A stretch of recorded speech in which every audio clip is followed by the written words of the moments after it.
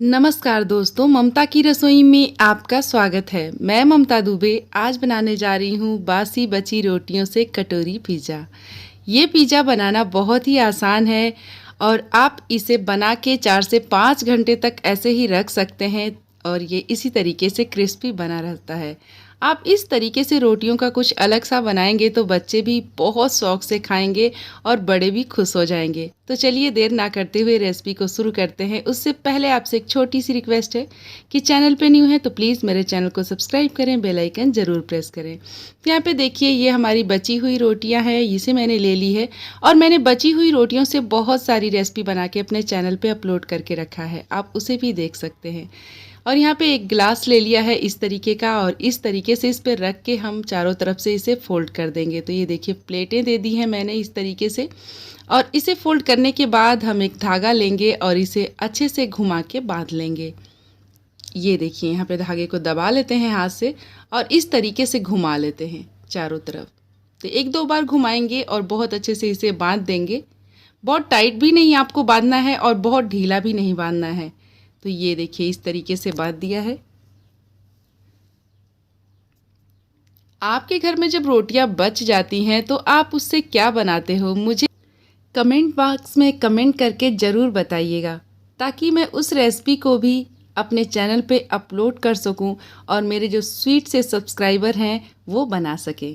तो यहाँ पे देखिए मैं एक बार आपको फिर से दिखा देती हूँ कि धागे को इस तरीके से दबा के लपेट के बांध देना है। ये देखिए यहाँ पे बांध के रख देंगे और यहाँ देखिए सारी जो रोटियां थी उसे मैंने इसी तरीके से बांध के तैयार कर लिया है। ये देखिए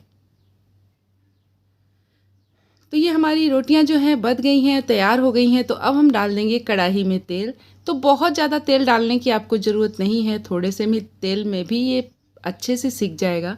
तो मैंने बहुत ज़्यादा तेल नहीं डाला है, थोड़ा ही तेल डाला है। उसके बाद देखिए इस तरीके से थोड़ा थोड़ा सा उठा के इस तरीके से अंदर के साइड में डालेंगे ताकि ये जो हमारा रोटी का कप या कटोरी जो हम बना रहे हैं वो बहुत अच्छे से क्रिस्पी बने और अच्छे से सिक जाए।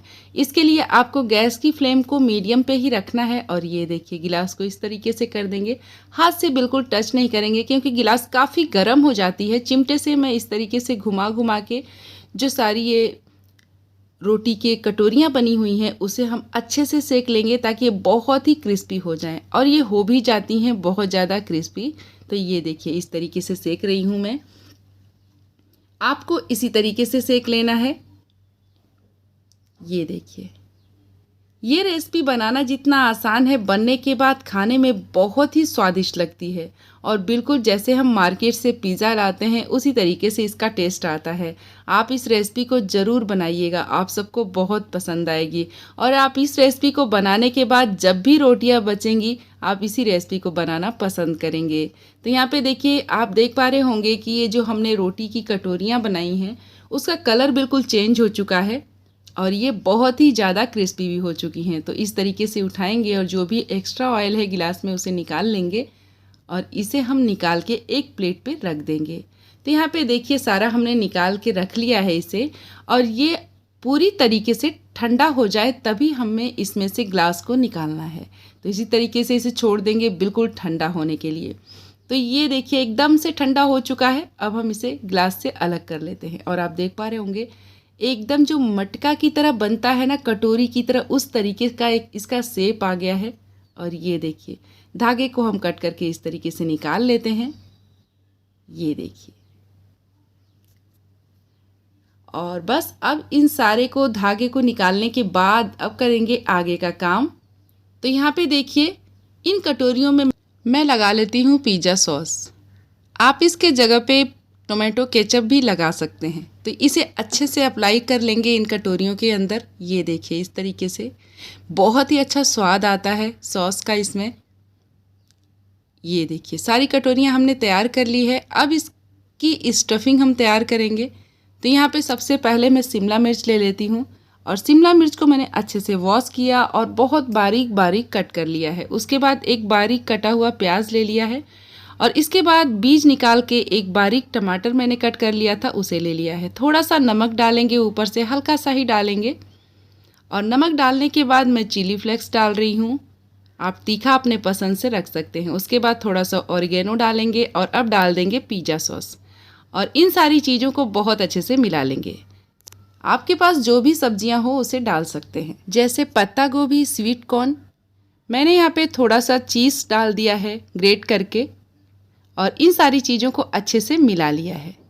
अब देखिए ये जो सब्जियों की मैंने स्टफिंग तैयार की थी उसे अच्छे से भर देंगे इसमें। तो ये देखिए चम्मच से मैं डालती जा रही हूँ और मैंने इसी हिसाब से इसकी स्टफिंग बनाई थी जितनी इसमें ज़रूरत है। तो सारी स्टफिंग मैं इसी तरीके से इसमें भर देती हूँ।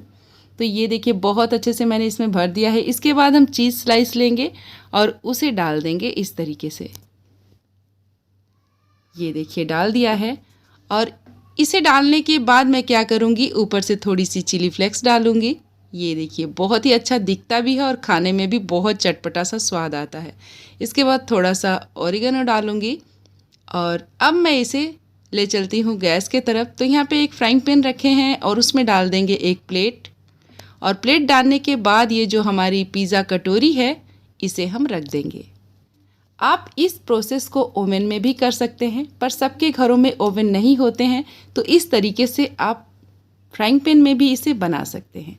मैंने 10 मिनट तक मीडियम फ्लेम पे इसी तरीके से छोड़ दिया था और 10 मिनट के बाद देखिए हमारी पिज़्ज़ा कटोरी एकदम तैयार है। अब मैं इसे सर्व कर लेती हूँ। तो ये देखिए और अभी मैं आपको दिखाती हूँ ये कितनी क्रिस्पी है और ये बहुत देर तक इसी तरीके से क्रिस्पी बनी रहेगी।